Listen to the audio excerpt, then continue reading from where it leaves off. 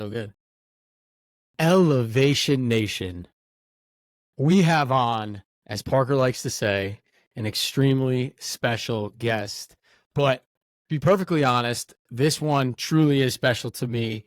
When you become an adult, it's typically hard to make new friends. You're in new cities. You obviously have friends from high school, maybe friends from college, but to go out into a new city and make friends is difficult. I can confidently say that this guy in the past year has become one of my closest friends in the quickest amount of time. And he's got an incredible story to share with you all. And we've spent literally countless hours in my living room on my couch with fellow elevator Peter Fusiliero talking about life.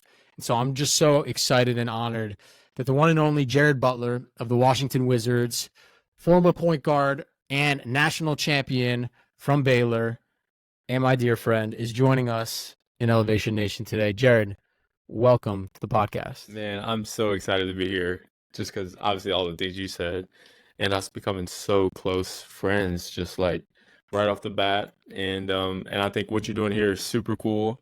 This is your vision, this is your dream, and I admire people who are following their dreams and chasing what they believe is right in the world. So I love to be here, man. Hell yeah. We're not gonna get too sappy yet. Yeah. Let's not gonna do that. I mean, we just got started. Can't get too sappy yet. But Jared, thrilled to have you here. We got to meet last year, went to a Terps game. We got to walk around in Bentleys a little bit, which was fun. Check that out. Eat a lot of burgers at the football game, or hot dogs. I don't even remember, but it was a good time. It was great to meet you then. And I know Sam has been hyping you up for the last year to eventually join the nation. So I'm really excited for this conversation right now. And Jared, we start every Elevation Nation podcast the same exact way. We start out with an elevator pitch. You got to tell us a little bit about yourself, man. Yeah, a little elevator pitch. So my name is Jared Butler. I'm from Louisiana, and I currently play professional basketball right now. I went to the University of Baylor in Texas, Waco, Texas. I got my degree in business management. And right now, I'm in my fourth year of the NBA, just grinding it out, trying to exhaust all the talent and resources that I have in my body playing NBA and move on from there. So that's kind of where I'm at in life right now. It's the summertime, so super sweet. I've always wondered, is summertime after the season ends, is it, it's the off season, but is it really the off season? Like, is it that busy or is it not that busy? I mean, one thing that's so cool about the job is you can kind of take it how you want it. If you're like, look, I'm not doing nothing this summer, you can do that. Some teams will kind of let you do your own thing. But for me, it's kind of season. I've been in DC for the summer, working out 3 weeks at a time, and then 1 week off, that kind of rhythm. So it's been a lot of work, but again, you're playing basketball, and I always want to get better at my job, so not like too crazy. Selfishly, I've been really glad that Jared's been in DC this summer. I joke with him that DC is the first place where I think he's been able to make friends. My man had great experiences in these cities, so nothing against these franchises, but he was in some slightly quieter towns with maybe less young people in Oklahoma City and then in Salt Lake City, and nothing wrong with that. He had many people take him in under his wing, but I think this is the first time that Jared has had a summer where he's been able to enjoy with friends and make memories. So I'm really glad that Jared's gotten to be here. I don't think I told Jared this. I guess it just goes to show like how emotional I am. But when Jared signed his contract extension with the Wizards, I definitely shed some tears because it's crazy, right? Like Parker, you obviously left for New York, and I cried when you did that, and that obviously was hard because we were really close friends. But I knew that was coming, and there was a plan with that. I think one of the hardest things that's volatile about being in the NBA and selfishly being friends with you is I'm fearful that my friend's going to leave. Yeah. And so I'm very excited that Jared's going to be here because we have lots of amazing conversations to have. But Jared, I want to throw it back. We'll talk about basketball, and then we'll get into what's more important than basketball, which is life. But I want to ask you, I know a little bit about your recruiting story, going to school in New Orleans, or Nolans, as I probably should say. And your dream was obviously you were good at basketball. You wanted to play basketball. But there's obviously very big spectrums of this game, right? I was okay at basketball and barely made a varsity team. You were very good at basketball and were able to get recruited, but recruited doesn't necessarily you can make a living off of that. When was that first moment when you said, okay, not that I'm not going to focus on school because I know your parents value education, as do you, but when you said, maybe I need to treat this as that next step for me, that this could be a career? Yeah, that's a great question. I would say, again, like you said, everybody's dream is to play in the NBA. And I remember vividly just like when people would come speak to us and they would be like, look, this percentage of only 3% of people from high school make it to college and this make it to NBA. I'm like, in the back of my head, like, that's me. Well, I'm going to be in that 1%, like in a confident, whatever way. So I kind of had all that kind of belief going into it. And then once I got to college, it didn't really become a reality until like my sophomore year where I started seeing guys in my class start to go into the draft and get drafted. And I'm just like, wait, like I just played against him and I think I'm just as good as him.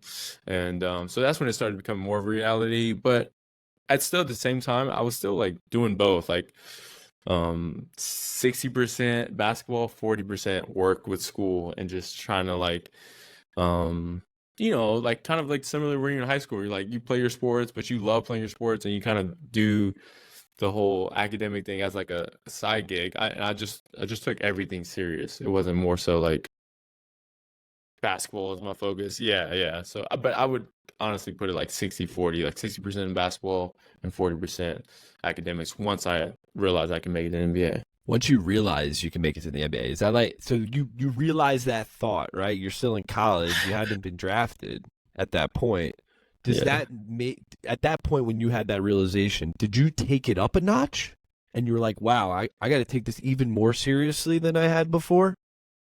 Oh, what was for that sure. mindset shift for you? Yeah, I mean, again, like I'm always taking things serious, but like the summer my freshman year, and I'm seeing guys in my class getting drafted, I'm like, hold on, like, bro, like I'm just like on another level of taking care of my body, another level of like what am I working on, another level of just like, no, this is something that I'm holding kind of in my hands that I'm like protecting. Like this is something that I can foresee in my future that's really going to be valuable to me. And just like anybody starting a business, it was just like starting my basketball business. And like, this is my baby. This is what I'm working for. This is like, I'm putting anything I can to and surrounding myself with people that'll help me thrive. So that was kind of that moment, I would say. I think, it's admirable how hard you've worked to get to where you are. But to quote you in one of your last press conferences after you had an incredible game this last season, I believe it was something along the lines of like, I'm just going to work. Like, this is my job. Yeah. And I think that humbleness of, I know you love the game of basketball, but this is your career. And just like Parker and I have a dream to take Elevation Nation and speaking and helping others to the next level, you're like, I signed up for this. Like, thank you for the praise. This is what you pay me to do, and I'm going to be as good as I can be. And I think there's a lot of humbleness in that, and I think that shows. I haven't met your parents yet, but I know I've talked to them on the phone. You were raised the right way. I think a lot of people come into this league and don't necessarily have that right mindset, and you've done an incredible job of keeping your mindset so strong. And so, speaking of mindset, I want to talk a little bit about that because we've had many conversations about the next chapter of your career and what that looks like. And you've talked a lot about, well, I just have faith that things will work out. And so that's a really big, important part of you. And so that's something I want to talk about as well. How have you been able to keep such a strong head on your shoulders throughout all the distractions that come with being in the NBA? Yeah, that's a loaded question. I guess the first question you asked was like, I said that faith that everything's gonna work out. I don't know necessarily. It's like not a faith that everything's gonna work out, but that whatever comes with being in the NBA and whatever comes, the circumstances that might happen, I feel that I have enough faith that I'll get through it, if that makes sense. So whether that's I get hurt tomorrow and my career's over, I sign another contract, I do all these things. I just have faith that whatever comes, I'm going to be able to get through it. And I think that's the life confidence that we all like need and sometimes struggle with, whatever. So that was, I think, that aspect of as far as faith. And then again, the strong head on my shoulders question. I think again, like mental fortitude is big for anybody that wants to be like great in this world. And mental fortitude comes with a humbleness and a realization of how weak your mind is, and being able to be like, look, this is where I'm at. This is how I handle things. This is how I handle stress. And I think that's where God comes in the picture for me. And having that relationship with him, he's able to mentally coach me in a way, mentally be there, and with a number of things, but the mental fortitude aspect and keep my head on straight, like he's a big piece in that, and not something that I just added to my life, but something that's in my life. But I got that. Don't worry. I heard all you had to say. I love that answer, and I love that we're getting already into mental fortitude. I mean, Jared, I don't know if Sans told you, but that is what we love to talk about. That's what we've been sitting on this podcast for the last 4.5 years talking about, learning from other people and how they exercise their mental fortitude. And now we're helping other people think about themselves in new ways. But it's really easy to like think about having a tough mindset. Like I could sit here and be like, you know what? I got this. I can watch a TikTok. I could scroll and see Gary Vee or some dude talk about, oh, you push. But you know what? There's still a lot of people who sit there and watch their phone and get that inspiration, but never put that into practice. So I'm curious for you, how do you take a step back in your day that is filled with a ton and exercise a little bit of mental fortitude so that you're prepared when the hard times come? That's a great question. And I'm not going to sit here and be like, look, every day I like meditate for 15 minutes or something like that. But I do think throughout your day, there comes times where mental fortitude is going to be needed. So in my day-to-day life, basketball can be really hard at times. My recovery program can be really hard at times.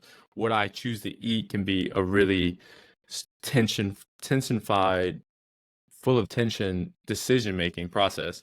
So I think you not you take those moments throughout your day and you use those as opportunities for your mental fortitude building. And obviously there's some ways that you can just practice it and exercise it and put it in a blunt way, put it right in your face. Like if you want to say, look, I want to practice my mental fortitude today, I'm going to hop in a cold shower. I'm going to do this. This is a great blunt in your face exercise to practice some mental fortitude.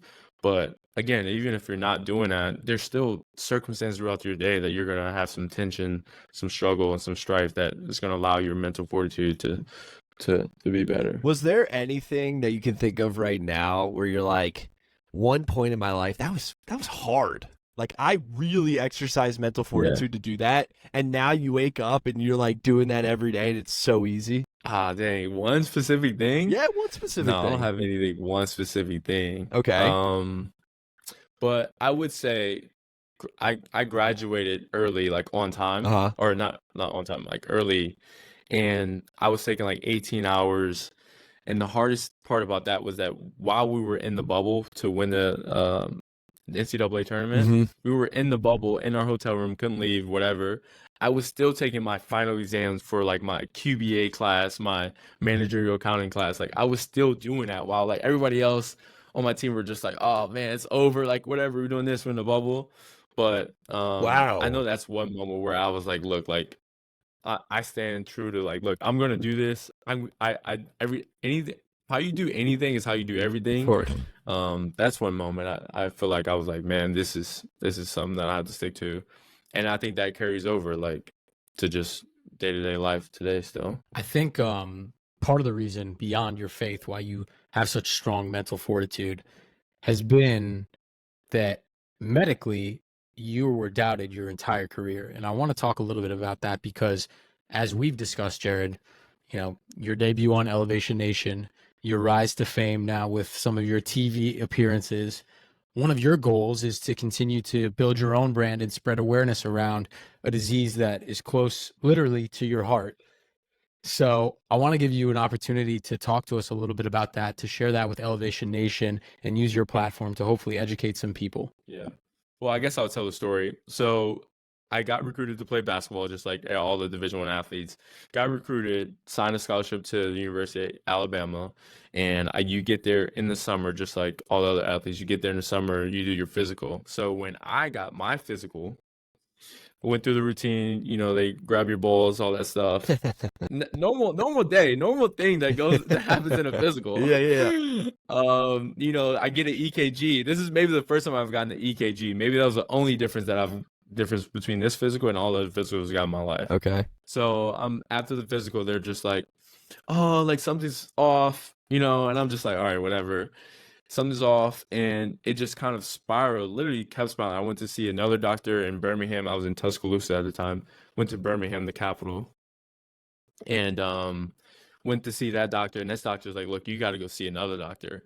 But the whole time, they're not telling me exactly what's going on. They're just saying your EKG was off. So in my head, I'm still just like, look, I've been playing sports my whole life. There's nothing going on. I've been feeling good, whatever. So I ended up going to the Boston Tufts Medical Center, which is like just a crazy, phenomenal children's hospital in Boston. I go there, and this whole time, my athletic trainer that's with me, he's like, yeah, it should be fine. But the worst case scenario, you have like a genetic heart disease, and we disqualify you from playing basketball. And I'm like, okay, the doctor well, that's said the worst case. That's the worst case. The doctor said that? This is the athletic trainer, athletic my trainer, athletic okay. trainer, my athletic trainer. So like, not my doc. It's not the doctor, but the guy who like had a AT. And I'm like, okay, if that's the worst case scenario, that seems like the most far-fetched idea I've ever heard in my life. And so we're going through it, and I get to the doctor, the cardiologist, and he tells me I have hypertrophic cardiomyopathy, which essentially is an array of kind of symptoms, but it can lead to just fatigueness, shortness of breath, amongst other things. Enlargement of the heart, the fibers of your heart can be disarray, a lot of different things. And my heart had hypertrophic cardiomyopathy, and it was exactly what the athletic trainer said it was going to be. And so from that, it was kind of like a shock, hit me like a truck. I'm literally hyperventilating in the newsroom with my parents, just hyperventilating, because I'm like, what does this mean? Like, what does this mean? And you can just sense the heaviness in the room from the doctors, and the doctors were almost scared to tell me I had this condition. And yeah, it was just, again, I can go back to that place really, really easy, really quickly. So from that, I go back to the University of Alabama. The school has no choice but to disqualify me. And they're like, look, this is too serious, and we can't hold the liability, the risk, and we don't want to take on the risk, this, that, and the third. This is after the recruitment period is story. over, or still while? Yeah, so I already signed my scholarship. I'm already at the University of Alabama, moved in. You're going to school there. I'm you're like there, ready to go. Yeah, this is like July. This is July of the summer period. Yeah. And so from that point, I'm like, wow, like, what do I do? Like, and they were gonna honor my scholarship, and I was just like, well, I guess I'm gonna go to school and be an engineer. I was like potentially majoring in engineering at that time. And yeah, it's just like depression, just straight like, what, like dog days. There's a cloud over my head. Everything in my life is going wrong. What not looking back, and like, this is the most out of left field that I can possibly think of. And there's like, I like to call it a self-quake, where the things that you are standing on, your things that you feel secure in, are now shaken, and now you have this identity crisis, this identity quake that I like to call it, that's going on. So yeah, that was just the story on that. I mean, that wasn't the end of the basketball road, though. So yeah, it's not it. That was probably just the start. Yeah. So what happens after you make that realization? Yeah. So they disqualify me, and I'm thinking, dang, there's no other school. I get word of another player. This is how crazy God works. So my final three schools were Baylor, Alabama, and Virginia. I went on my visit to Baylor. These two guys, like the seniors who take you around on your official visits, it was King McClure and Jake Lindsey. King McClure, the guy that took me on my official visit, turns out that he had hypertrophic cardiomyopathy, and he found out just like I did when he went to college. But instead of him going to Alabama, he went to Baylor. and Baylor is a private institution. They can kind of have a little more leeway about who they decide to listen to as far as medical doctors. And so I'm like, wait, hold on. He had shared his story. He had shown everything that he went through. And to this day, I'm forever grateful for, because without him, I wouldn't have a paved way of like playing in college basketball. So I ended up going to see his doctor to kind of get more just clarity about my condition. So I go see this doctor, and this doctor, he's telling me exactly what's going on. He's telling me exactly what my heart is and why my heart's different and why they seem to not want me to let me play. And he does a great job. And then we come to the conclusion, me and my family, that, look, we want to continue playing basketball because there's definitely a risk involved. But so from that point on, I called Baylor. I'm like, hey, I'm sorry I didn't pick you, but can I come? Can I come now? You know? So it's like, dang, that's, they're like, whatever, but they feel so bad for me because they understand what King went through and the whole ordeal that he went through. So they didn't have any scholarships at the time, though. No scholarship. I'm like, okay, well, I'll wait a year at Alabama, and then I'll just transfer, and then I'll start playing. But so this is where Jake Lindsey, the other person that took me around my visit, comes into play. Jake Lindsey has surgery on his hip. And then the one odd chance that his surgery on his hip causes his shoulder to be like super messed up, and he's not going to play his senior year. So Jake Lindsey gives up his scholarship so that I can come to play at Baylor. And this is another full circle moment. Jake Lindsey's dad is like the GM of the Jazz, and the GM of the Jazz. Or he's not the GM, but he's like in the front office. They end up drafting me when I come out of college. So it's like a full circle moment of like the people you meet and the people. And I honestly, God wrote a story that was just super incredible, and it's super cool, a full circle moment, all that stuff. Dude, but it's yeah, incredible. That's not further. Wow. Yeah, it's crazy. He's been practicing his storytelling for when he gets up on stage. That was great. Yeah, I mean, a podcast, you get a little bit more time. You're not as right. Like you go. You can flow with it. Yeah. Beautiful. Yeah. I mean, Jared, obviously, I've heard that story. It's incredible how many things fell into place for you. I would say you made it up for Baylor by winning them a national championship. So I know Baylor, he didn't pick you first, but I think you got the last laugh. We got a natty, so we're fine. And this is where I think there's so much beauty in the people that you meet, and why I'm grateful. I'm a people person, and why I'm even more grateful that we have a platform like this, because the humans that you interact with, and I'm reading a book right now called Give and Take that I know Parker loves, by Adam Grant, that talks about, are you a taker or a giver as a person? And if you just give, whether that's knowledge, compassion, love, whatever it may be, it always finds a way to come back to you instead of just taking from people. And so obviously with King opening up with you, you had a new opportunity, and that unlocked a new path for you that would have never happened. I mean, Jared Butler's life, I cannot imagine him being a freshman non-athlete engineer at Alabama, just balling in the rec center. Like, that was about to be your life. I was literally in the rec center just killing guys. just like, yeah, man. Like, they were like, do you play out? Like, yeah, no, like that kind of thing. Exactly. Yeah. He's like, I kind of play a little bit. It's such a good story. I guess I want to bring it because I think it's really important that people understand about your disease and how you've overcome it. So that was obviously to get into college, to win a national championship, to win Player of the Year. Now we're going to the NBA, right? We got a couple other buddies in and around the league. They take their physicals even more seriously, right? Like, I know Jalen got blood drawn, and they told him the exact foods he can and cannot eat, from asparagus to artichokes, like what is in play or not, right? They are investing in you money, and so therefore they dig into everything. So I'm curious, when you got drafted by the Jazz, obviously you already had that connection, but I imagine that they did even more tests on you. How did that go, and how are you able to continue to overcome all of this? Well, there's an even more story to that. So again, every player, they have to like kind of pass a physical before they, at the combine, let's say they have to pass a physical to even participate in the combine. And I immediately got red flagged because of my condition. There's no shot, no shot. Red flag. And so I couldn't even participate in the combine. I was just kind of interviewing with teams because I couldn't do any physical participation under the NBA. They had to clear me. So what they do is they have the fitness of play panel, and the fitness of play panel kind of discusses your case, almost like you're pleading your case to these three-headed monsters like NBA, please let me in, like a lawyer, all these guys. And so luckily at the time, my agent was extremely hardworking and doing everything he can to let them hear my case. My other agent, Sam's like my other agent, the quote unquote 1A, 1B agent.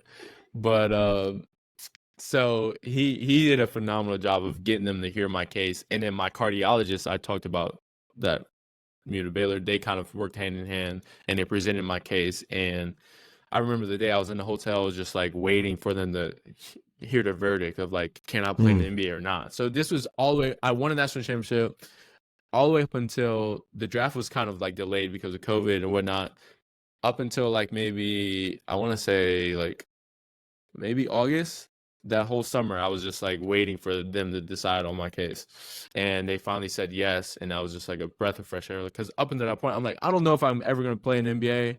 I'm just going to play college basketball and just like do the most out of it. And maybe if the NBA lets me in, if they don't, whatever. So that was a breath of fresh air.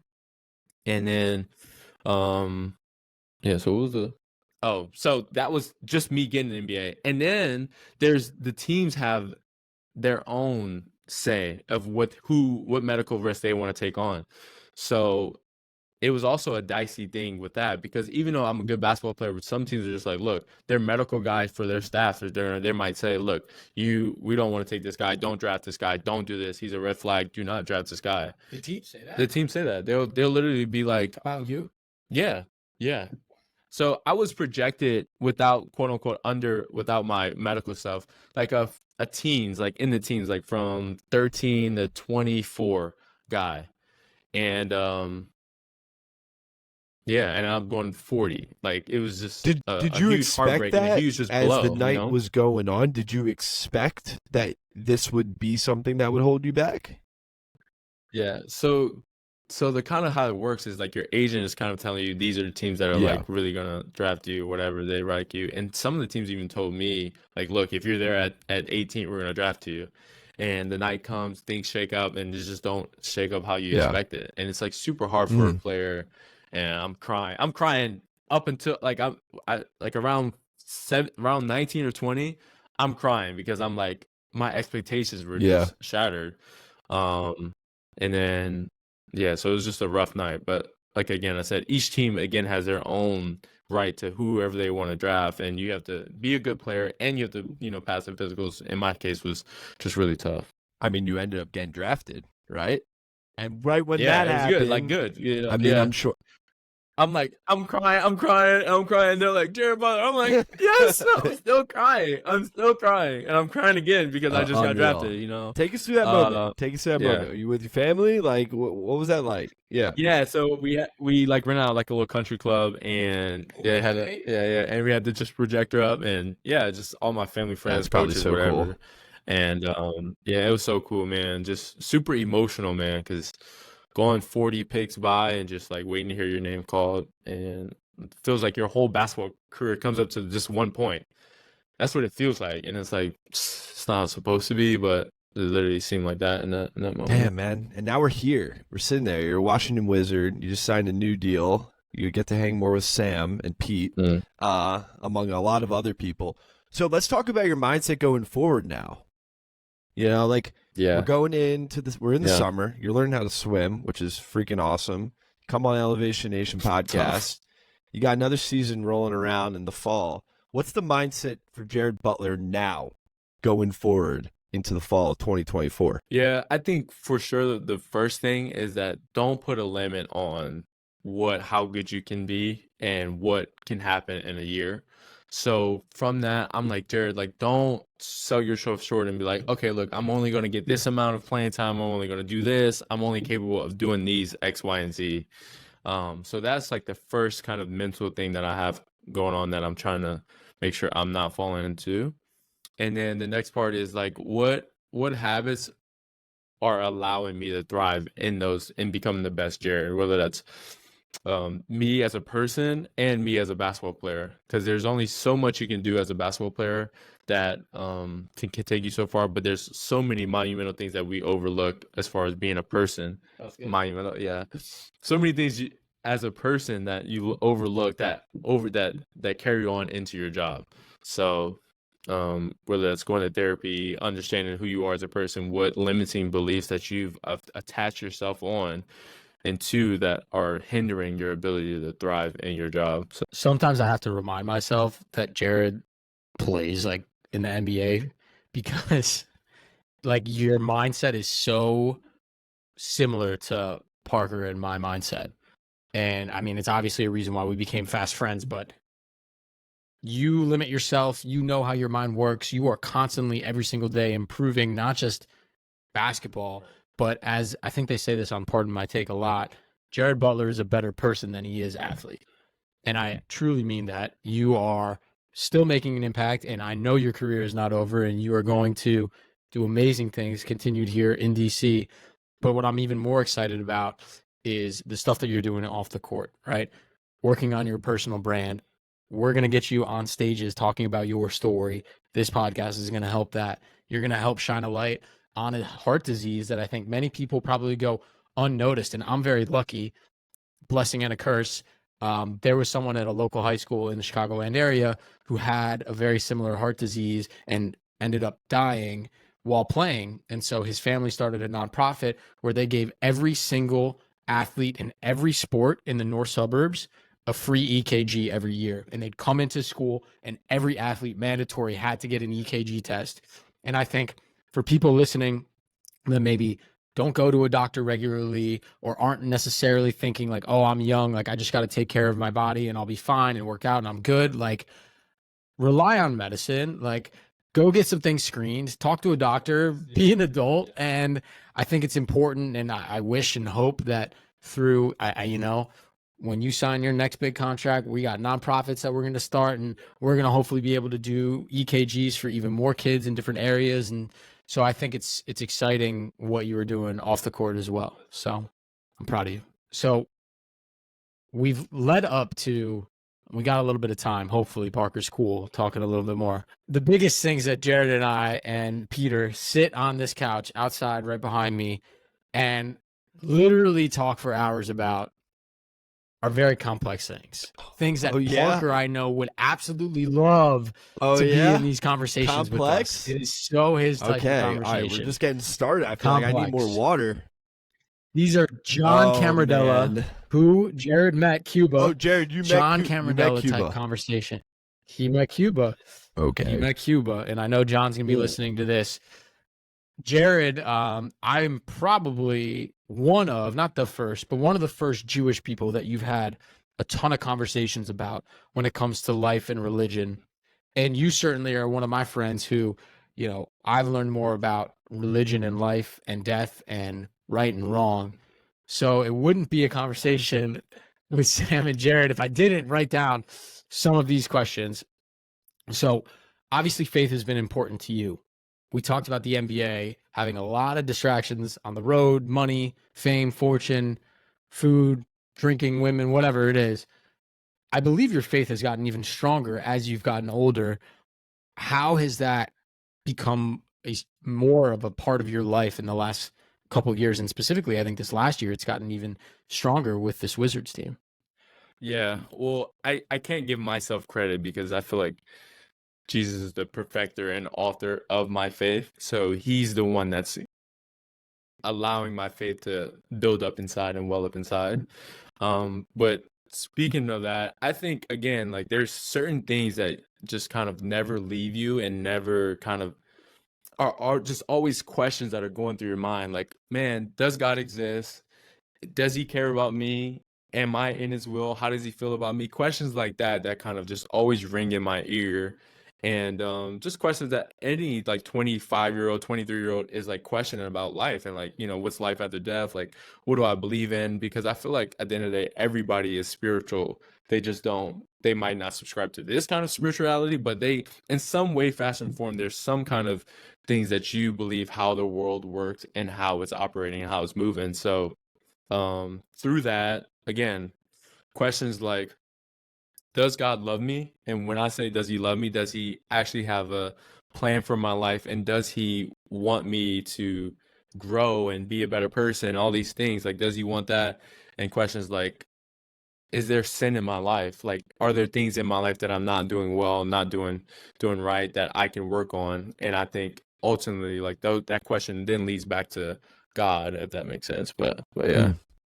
Yeah, I'm sure Cuba gave you some amazing, eloquent answer to like any question that you asked. I don't know how that conversation was like. A few hours a day, my face. Yeah, just asking him questions. How do you feel about this? How do you And feel then about he's this? like- But yeah, I mean, yeah. What were you gonna say? Now I was gonna say, yeah, he's super just knowledgeable about religions off top, and then again, he has kids and everything, so he has another even element to that. But So yeah, I was he's just great. in Bali in Indonesia with my wife for my honeymoon.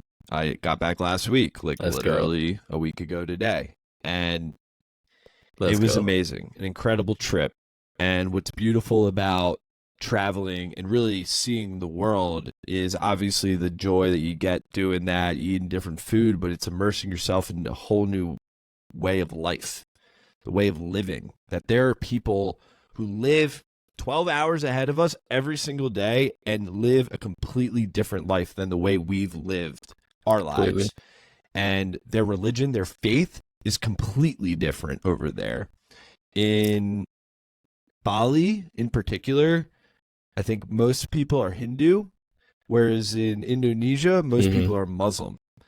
Bali's in Indonesia, but outside of Bali, most people are Muslim. In Bali, a lot of people are Hindu. And you walk around these temples and you interact with certain people and you see certain customs that people do. Like everywhere we went, out of every restaurant, every business, they give an offering to their gods. Everywhere you go, you see people giving offering. And I just think it's so fascinating because that's not something I do any day. My offering, right, is my prayer during the high holy days, right? My fasting, in a sense. But every day, they're offering something to a higher being in hope that they're going to be taken care of. And I just find it so fascinating to immerse yourself in a different world because at the end of the day, we all believe in something, to your point. But it spans so differently. Yeah, it's a big spectrum of just beliefs and everything. And even with your friends that you probably hang around with every day, they might see something in a totally different light. And, it kind of just takes one inspiring question to kind of hear that perspective. So, no, man, I totally agree. Like, even seeing that kind of stuff will kind of get you to be like, wait, hold on, like, is there something to that? Like, should I be doing that? Like, what does that mean for my life? You know what I'm saying? And like one more thing to add to is like Sam knows this for me in particular. The last year has been up and down, like the highest highs and the lowest of lows. I got married. I lost my stepdad. Like the highest of highs and lowest of lows. And the last year has been incredibly awakening for me to my spirituality because you have a choice to believe. Every single day. You have a choice to believe that message or that thing that happened had meaning behind it. Or you get the choice to say, I'll walk right by it.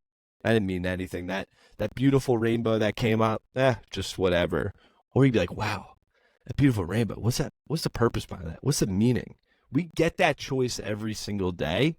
And I'm curious what you think about that. Yeah, I guess, what do I think about the choice of believing in something or choice. I think again, that's why I kind of have this love for talking about what you believe in and stuff like that, because I question it about not just the rainbow or not just like a bird flying around. It's like, does my life have meaning? Like, does the stuff that I'm doing, does that have meaning? And if it doesn't, if it does, and then asking the question, what does have meaning? Like at the end of the day, like what is the actual thing that's going to have the most meaning? And then, because my biggest fear is I don't want to be good at something has no purpose. Like I don't want to be good at the wrong thing. I want to be good at the things that are actually the things that fruitful and the things that actually add value to this world and even add value to my life. So I would hate to be at the end of my life be like, man, I got so good at playing basketball. I got so good at speaking. I got so good at talking to girls. I got so good at whatever, and being like, well, that wasn't the point in life, you know. That wasn't the point of why you created. Do you think so, you have and to then that's prescribe raising that the for question of, yourself, like, why though? you created it.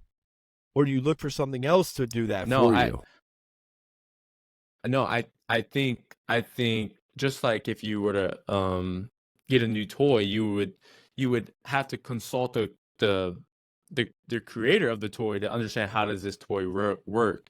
And I think that's where God comes Interesting. into play. If you got a brand new iPhone, you got a brand new iPhone, you kind of already know how it works because it's so easy, but it still comes with the creator. The watch comes with the creator, and there's got to be some kind of consultation you have with the creator to understand how does this work. So that can span for an array of things. Like what is for me my life, my purpose for my body? Like what is the purpose for my mind? Like what is all these things I have? And I need to consult with the creator at least at some point. I would think that would be the most logical thing behind those things. Yeah. But Mm. I digress. This is all we do. I think one thing I want to highlight, right, Parker, you were just in a foreign country. I do think that's one of the best ways that you can not only strengthen your own beliefs, expand your mindset, go outside your comfort zone, and appreciate other people. And I want to give Jared a lot of credit because, again, when we first met, I mean, we obviously opened up pretty quickly, but we asked each other like hard questions. And Jared and I, like, although it's never gotten like hostile, like we got uncomfortable. We got very uncomfortable at many points. Maybe me Like, more what's the so than him, question? but What's and the him question asking that made questions. you guys uncomfortable? I'm curious. I think one was like, I asked Jared about, well, if people don't believe in Jesus but have learned about Jesus, does that mean that you think that they aren't like good people or if they're not going to go to heaven? And we started talking about that concept. Ooh, that's and deep. in Jared's, Ooh, man. yeah, you asked, bro. Like We might have to phone in Cuba like, for it this was, one, the outside source. yeah, well, and we, again, it didn't get hostile, but it's been very uncomfortable. And I'll never forget, like, we've had many of these deep conversations. And afterwards, like, we were driving home, and Jared dabbed me up. He's like, you know, I love you, bro. Like, I'm sorry. Like, and I was like, yeah, like, this is what we do. This is okay. But I want to give Jared a lot of credit because I think I've been pushed outside of my comfort zone in learning from you. And I think vice versa. So I want to ask you, right? Judaism has been a new thing for you. It's not your religion that you subscribe to, which is totally cool. But I'm curious from our conversations, has there been anything like, obviously Parker and I are both Jewish. I'm just curious, like, has there been anything new that you learned? You're like, huh, I didn't know that. I mean, Jared's been to religious dinners now with me. Yeah. He's met a ton of religious friends. He's eaten Jewish food. Like, he's learned a lot. He's had Denny on the team. Like, I've been submerged in the culture again just from being around you. It's communicable, but I think there's so many things. I think I didn't understand the level of just like hostility that people kind of put on Jews at the time and the historical context of that. And you made me definitely a little more aware of that. And that was eye-opening because now when I see, I guess, Jewish people, I'm like, there is some kind of historical background that's like needs to be like considered. That's one thing. And then I also feel like you guys have taught me the value of just like the historical camaraderie that y'all have like just kept, and just like you're gonna die a Jew no matter what. Like I don't know, it's just like that kind of faithfulness to the cultural context has been phenomenal for me. So I think those two things have been eye-opening just being around you. Very yeah, I commendable. mean, I think, you know, Jared and I have had many conversations about the differences between Judaism as a religion and Judaism as a culture and how those are very different things to many Jews. And I think, you know, I've made statements before that I feel a lot closer to the type of religion that Jared follows, more so than very, very strict religious Jews. As a Reformed Jew, feeling closer to what Christianity, I think, practices compared to like strict bylaws in Judaism. So we've had a lot of different conversations about that and how different spectrums of Judaism flex and ebb and flow a little bit. So I appreciate you learning from me. I definitely have learned a lot I from feel you. like, So I mean, my last point on this is like, is a modern Jew, right? As we would call it. I mean, Sam, right? You have the Torah, right? The Bible, in a sense, it was written thousands of years ago. It's how we interpret it for ourselves and our community and our family. And that's the way I look at it, is I take interpretations of the way that we pray, the way that we do our customs, our traditions, and I try to make sense of that for who I am as a person, my wife, our family, and what I've been taught, right? And what I've been taught is probably very different, Sam, than what you've been taught in a sense too. And I think that's one beautiful thing about Judaism, is that it is, if you're not fine-tuning to the Torah every single day, like exactly how it was written, it is essentially interpretation for you in how you live your life. It's guidance, it's direction, and God is essentially the one who is helping us through all of that. You don't have to respond, Jared. Well, I guess we can ask Okay. this question. We can All ask right. Parker this question. Parker, do you think humans are born good or bad? It's a very binary answer here, right? There's no It in is. between. I I was going to say, are humans just born? And then, as a result, So you think humans kind of start out at this like I'm talking about their I guess nature. their Okay, nature. got you. Like their Mm. nature is their nature a readiness to do wrong, a readiness to succumb to anger? Is it a readiness to be selfish, or is it a readiness to be selfish? Is it a readiness to be gentle? Is it a readiness to share, be gentle? It's so hard. Like, do you have to ask a 2-year-old? Do you have to ask a 2-year-old to share, or do you have to ask a 2-year-old to be selfish? Like, what, you know what I'm saying? Such an interesting question. And can you guys still hear me? Okay, you can still hear me. Yeah, we can go. You know, as someone who grew up in like this internet world and the science of just everything, you can easily say, okay, science, someone's brain is wired a certain way because of genetics, and as a result of certain genetics, they're going to have they're more likely to have specific tendencies than not. But I don't like to believe in that. I kind of do believe in the point that people are made good and have good tendencies as a result of just being themselves. And like, yeah, like you go through experiences and you learn, but I don't know. Like, so the question is, are you born the way that you are? Yeah, wait, you're born the way that you are, or you learn over time is what you're asking, right? No, again, I'm asking the nature question. Like when you sit down and you just leave a 2-year-old to its own devices, when you leave a baby to its own devices, at the end of its life, is it going to be a culmination of negative things, or is it a culmination of extremely positive things or extremely negative things? Like what is their trajectory on as soon as you become a human being in this world? I hope good things. Yeah, I mean, like, right. that's the optimist But I in think me, right? But there's a lot of people that right. not the case But I for. think that right, and I think the hesitancy, even with this question for me, is that you see yourself and you have both sides. You have like the side of you that loves to be graceful and gentle and generous to people, and you also have this side to you that that can be succumb to just believing in lies and being hurtful, being angry in such a way that's out of control. So you hesitate with that question is because you understand your own nature, and then I think again, like with my faith and what I believe in, I think the Bible communicates that humans are born with the readiness to sin kind of nature, and that's why we need a savior, and that's the whole point of the whole Jesus down on the cross for our sins type thing. So, yeah, it's a great it's a good question, isn't it? It's a good just- question. We're human.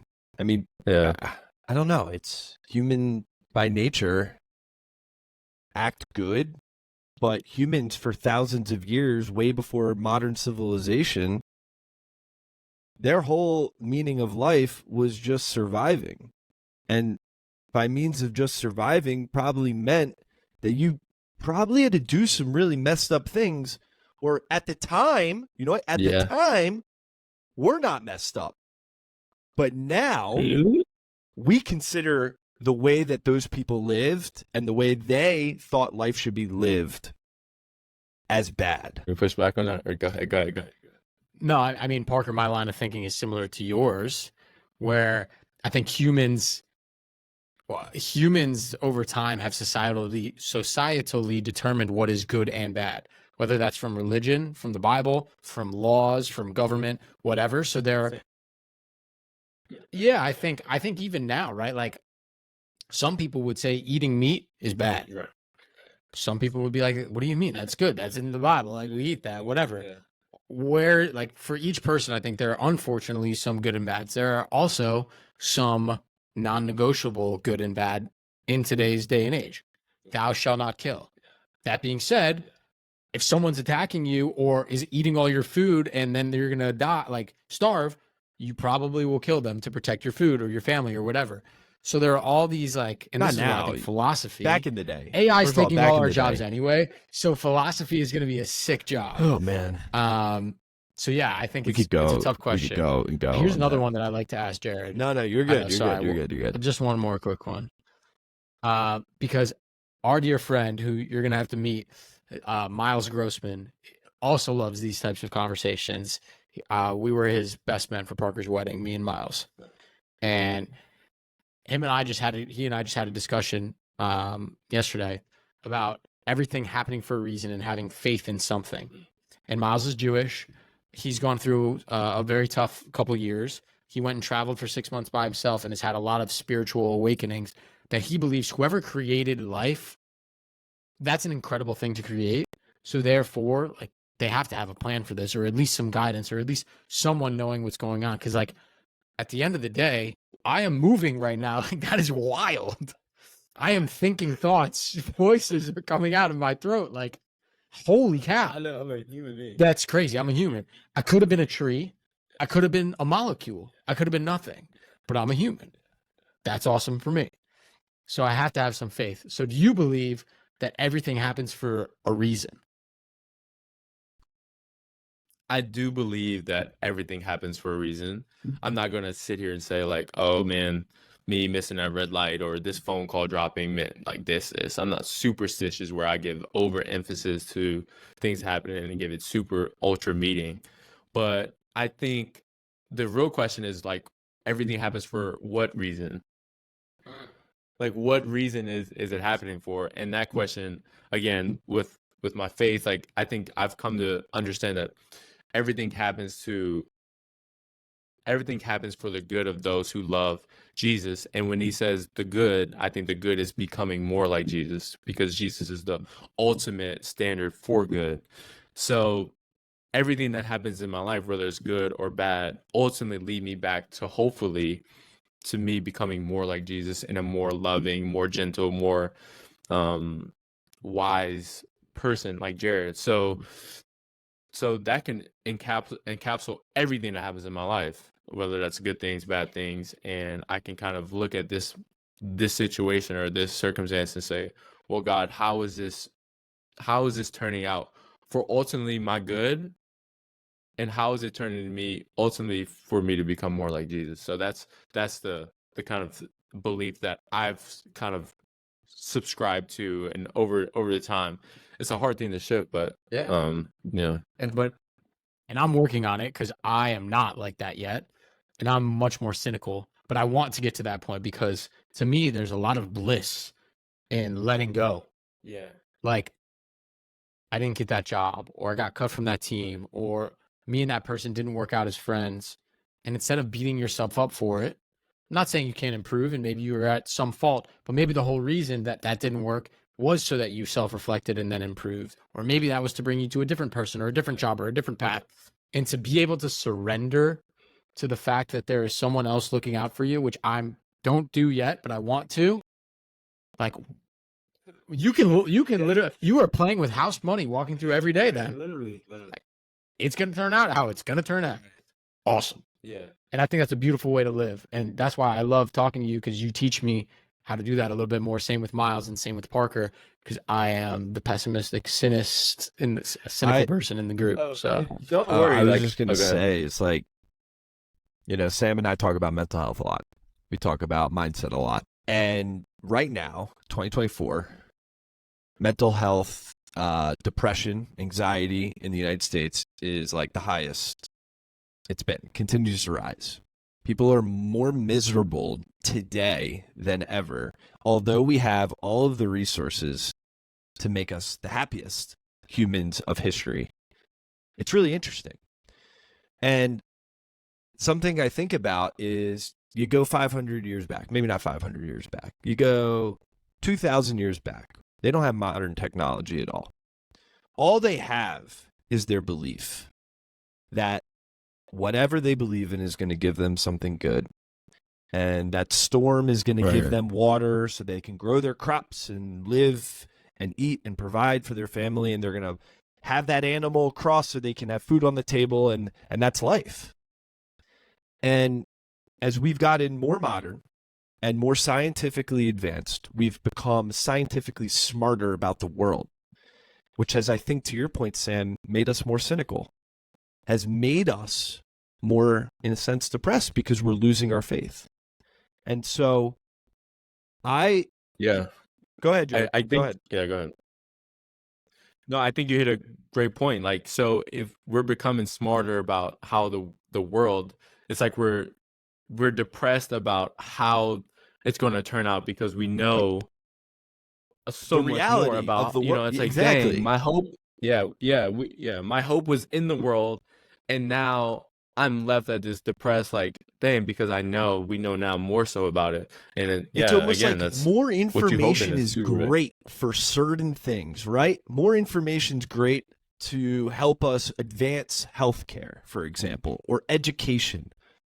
But faith? Sometimes more information maybe takes us the wrong way. well, imagine this, right? Talk about like a Black Mirror episode with how powerful AI and data is becoming.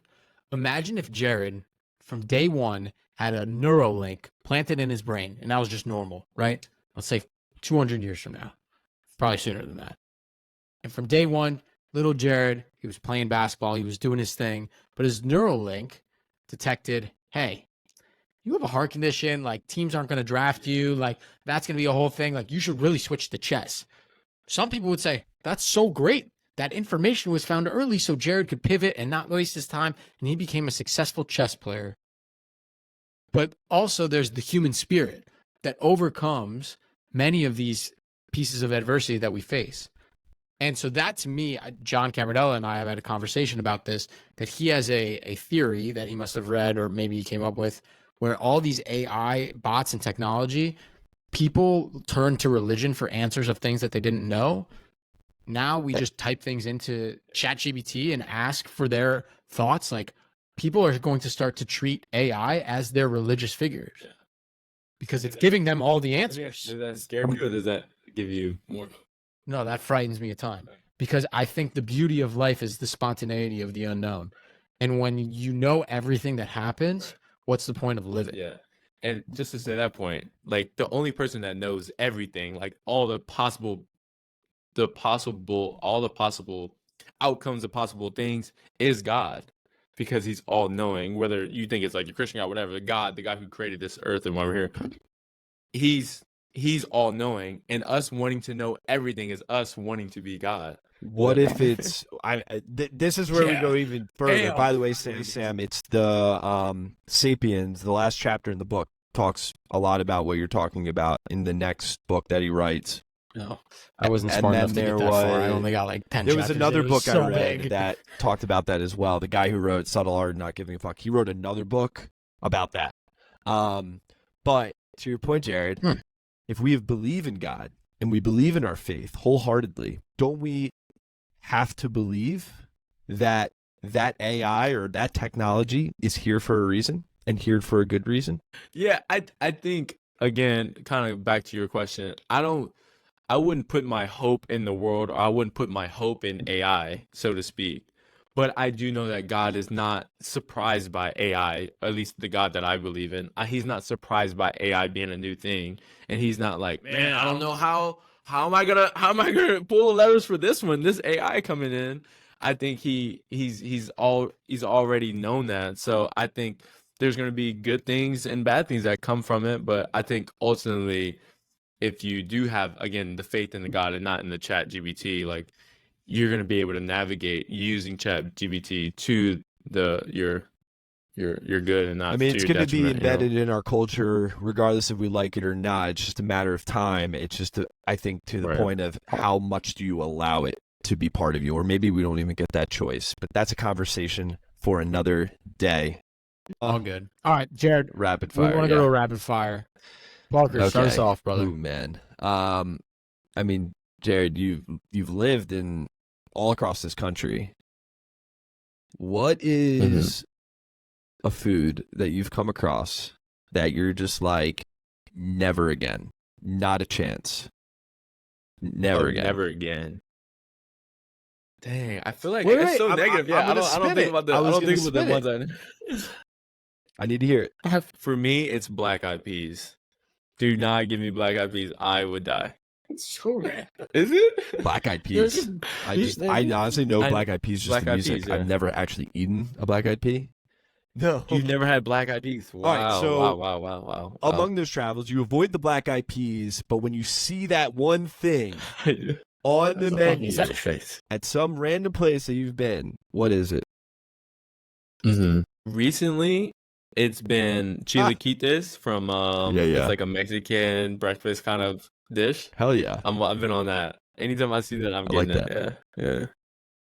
Those are tasty. All right, Jared, you're at the point.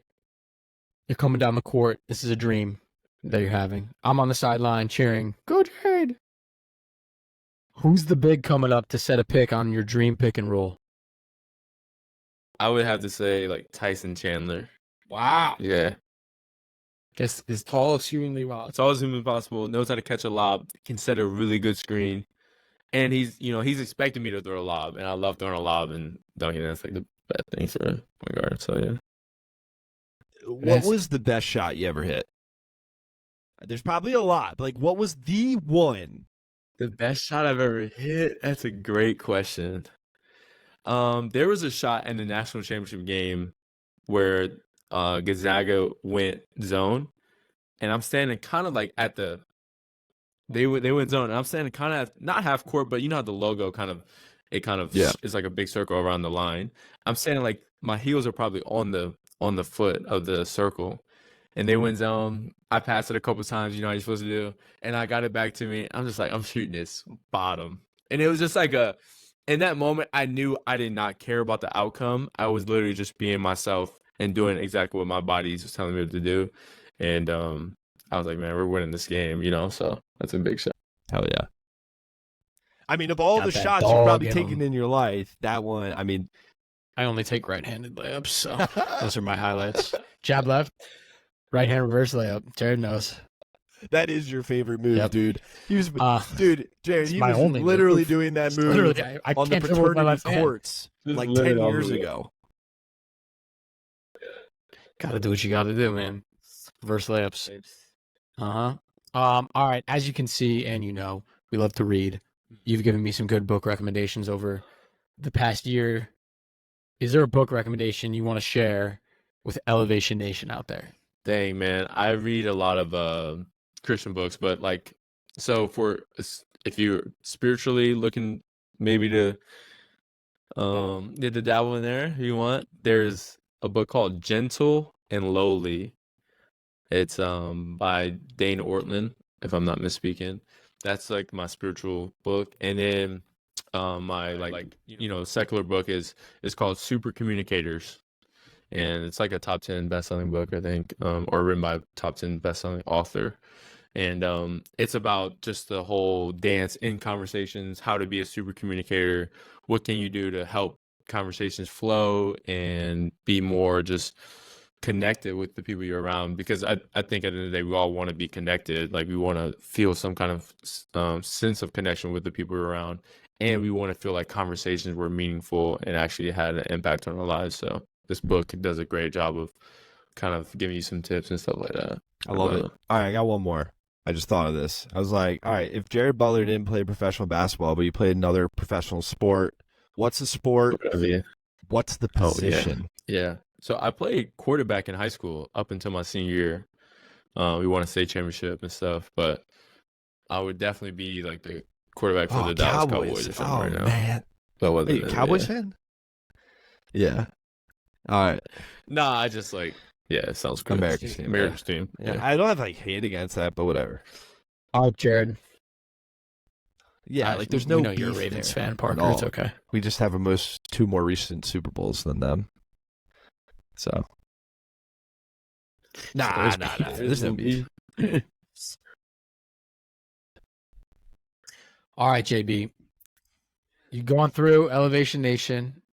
You did all our questions. You did very well.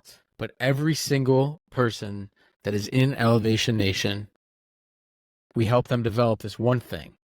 It's called a mental motto. It's a phrase that you live your life by. Parker's is proud to be. Mine is live curiously, don't curiously live. So, Jared Butler, what is your mental motto? So do I have to come up with my own, or can I steal like a one that I've already been? I can steal one? Well, the first one that's coming to mind is like never too high, never too low. That's like I think that would also describe my personality as like never too high, never too low. Just kind of like poise about life. You got a great win. Should I put it on the shirt? We can put it on a shirt. Yeah, let's do that. Then it'll Or become real. A sticker. It'll really be right? my motto. We've been doing that a lot. Yeah, I've been collecting stickers too, man. You should. I got a bunch of stickers on my Oh, headboard. really? Like on your bed, headboard? Like the headboard, yeah. Like usually when I go to the airport, I'll like grab. Very a sticker. cool. Let's get Jared a sticker. You have a sticker? Oh, Let's he's go, running away. man. Where's he Talking about going? Gifts. Oh, he's getting a sticker. Well, Yeah, we're we're about to going go to through get- this massive Elevation Nation rebrand, so you're getting a vintage sticker because we're coming out with new stickers. Oh, Yeah. Dang, I'm the OG then. Is that what I'm here? I love that. Well, he didn't wait. Love that. He didn't wait for the end of the Thanks, episode, Parker. but I'll close this out. Jared, it was You an did. honor, a privilege to have you join Elevation Nation. To hear your story, obviously I can look on YouTube, search your name, watch all of your basketball highlights and story, but to be able to sit with you and hear about your mental fortitude, the things that you've gone through, and where you are now, man, it is really freaking cool, and it's inspiring to hear your journey and your story, and I know you'll inspire Elevation Nation. I know you'll continue to inspire anyone that you interact with because that's who you are. So I just want to say thank you. I really enjoyed this conversation. Nah, man, and thanks again to y'all. Like I said at the beginning, like doing this, sticking to it, being diligent about it, like I admire that to the fullest. And not too many people can pull this off. So No doubt. y'all are my boys. Parker, we're getting there. Hopefully one day you're gonna be at my wedding. So, you know, Well, do you have to get a girl Sam's first? already in, but Or no? yeah, we're on the way? We're getting there. Okay. All right. Dude, Sorry. yo, chill. All right, Sammy. That's in the word. All right, Elevation Nation. Until next week, go Wiz.